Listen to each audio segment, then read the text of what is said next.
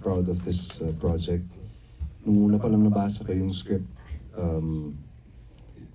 hindi ko alam pa paano namin gagawin nun because of schedule and stuff. Pero I felt I really had to be part of this because we have to tell this story because it's the story of our people and it's a part of our history and our humanity. And ngayong napanood ko, bumabalik sa akin lahat ng emotion ni Father Tom. Because as an actor, parang my job is to go through that life emotionally, at least. And now it brings back memories. So parang mabigat dalhin.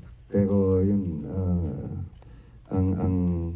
sobrang natutuwa ako sa cinematography, sa editing, sa storytelling ni Direk Shugo. And sana maraming makapanood because kwento natin to eh. Tayo to eh. So sana mapanood ng mga taga-ibang bansa din. Kasama dito yung kagandahang asal natin mga Pilipino at yung mga hindi rin magandang parts natin. Kasama yun eh. And it raises a lot of questions also. And sabi nga ni Direk Shugo, yun ang gusto natin, to have a conversation about it and hopefully find better ways of doing things and better policies and better systems. So thank you, Tito Chun. Yeah, pero ngayon pa lang, congratulations. And after tonight's preview, I'm sure with all, kasi talagang positive lahat, no? Nagkakaisa. I'm sure very, very positive yung mga maglalabas ng reviews, no? Mas magiging interesado ang mga streaming app with this tung drug war. So ngayon pa lang, congratulations. I'm so happy kasi yung nilaunch nga, part kami nila MJ, nila Gordy sa Singapore, di ba? Yan. Congrats again. Thank you, Direk Lino. Congratulations. Yan. Thank you. Thank you, Tito Jun. Thank you, Tito Chun. Next up, we have Kate Adahar. Hi, good evening. My question for Jane, Miss Yayo, Ryan, and Zoe. Paano niyo kayo nag-prepare for your character? Especially yung mga police na alam natin controversial yung involvement dun sa... And noticeably may accent eta. So, Sige ako na muna kasi parang preparation, syempre it's really discussing with the whole team. Ano yung vision, it's discussing the script, and syempre yung character ko mismo. Ano yung ipo-portray ko, or ano rin yung pinaglalaban mismo ng character ko. Kasi yun yung importante na magampanan ko mabuti. Ayun. Bakit? In terms of preparation, same with Jane. Siyempre, you have to sit down with Direk Shugo, tapos mahilig kasi ako magtanong, so kailangan tanungin ko para sa being ko. Kailangan kong malaman kung ano ba si Feli, anong pinanggagalingan ni Feli, anong problema ni Feli sa family, like yung kanina sa mag-ama niya. So, yun talaga yung preparation. Mental, yung physical, madali na yun eh. Pero, yun lang, that's one thing I like about working with Direk Shugo kasi it's my second time.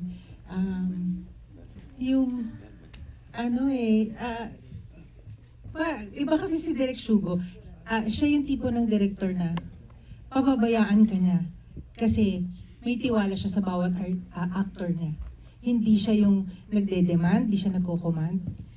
Kasi it's one thing also that I like about working with the people in entertainment, especially si Direk Shugo, kasi yung tiwala nila, binibigay niya sa actor nila. So, ikaw ang bahala kung paano mo siya gagawin, paano ang treatment mo. So, yun pa lang, di ba nakaka-inspire as an actor na alam mo may tiwala sa'yo yung director mo. So, ikaw, nalalaro mo yung character mo. So, tapos, syempre, he's very appreciative of what you do. So, that's super malaking bagay para sa amin lahat. Thank you, Direk.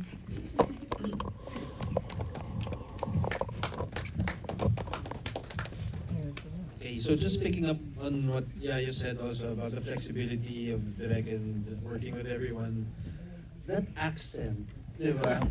Nung nabasa naman ni John yung character description, Parang may Bisaya accent. Hindi lang, obviously, diba, we're not Bisaya. Pero when we got to the set, when we were gonna shoot the first scene, he could see the awkwardness sa amin ni Joe M na parang, okay, so kung awkward kayo mag-Bisaya, let's scrap it na, di ba? Just do it normally. I mean, hindi pa naman tayo nakakashoot ng marami. Okay lang, hindi pa na-establish. Pero the fact that he trusted us with his vision of the character na ito yung, di ba, vision niya, we have to do our part naman as actors and deliver on his vision. So, yeah, it was a big concern. It was fun though. It was new for me kasi I never did anything like that. So, yeah, to the Visayas out there, if I messed up, sensya na po. Sorry, pero we did our best. Yan, yung parang sinabi din ni Ryan sa ni Yayo. Honestly, sa set, may coach kami. Yeah. Yeah, may coach kami na nagtuturo sa amin. So every time na, yun nga, nung first, kung hindi namin kakayanin sa scrap, at least may tutuloy namin ng Tagalog. Pero as sinasabi nga ni Ryan, it's a challenge. Siyempre, pinagkakatiwalaan kami dun sa craft namin ni Direk Shugo ng buong team. So kailangan namin mag-deliver. Parang yun yung challenge for us, sa amin dalawa. Siyempre, aside doon sa intention, objective ng characters, yun nga, yung sa dialect, yung sa intonations namin, yun, may coach naman kami. Tinulungan naman kami ng Rain Entertainment with everything na kailangan namin. Lahat-lahat. So, yeah, basta kilikili namin lahat. Every time na umaarte kami. Kasi, syempre aside dun sa, yun nga, yung intensity na binibigay namin ni Ryan, syempre nasa utak din namin, tama ba yung intonation? So, this is just the first episode. Sa mga susunod na episode, I guess, may maririnig na talaga sila na full dialect na Bisaya. So, I'm just happy na to be part of this project, na we took on the challenge, we took on everything, and yeah, hopefully after the 6 episodes, kahit hindi lang ngayon mapag-usapan, sana sa mga susunod na henerasyon mapag-usapan, at yun, nakakatuwa na, uy, andun yung mukha natin. I mean, with the next generation, sa mga anak, sa mga ano natin. So I'm just happy. Yun. Yung preparation namin basically. Salamat. Thank you. Last question for Direk Shugo. How much research was done and how much of it is based on reality? Sa ganitong material, we really had to dig deep and do a lot of research. Sa totoo po, parang mga more than a year yung of basa, interviews, discussions, taking on different POVs. Pero yung parang pinaka-guide namin is really emotional truth. So parang maraming mga characters doon na pinaghalo-halo na from different perspectives, from different stories of victims. Pero yun, iisa yung pinanghahawakan namin. It has to represent the feelings of the people, the characters na nandoon. It's inspired really by this event. It's part of our history. So, ganun siya katotoo. Yun po. Thank you and congratulations. Maraming salamat. Thank you, Kate. Next up,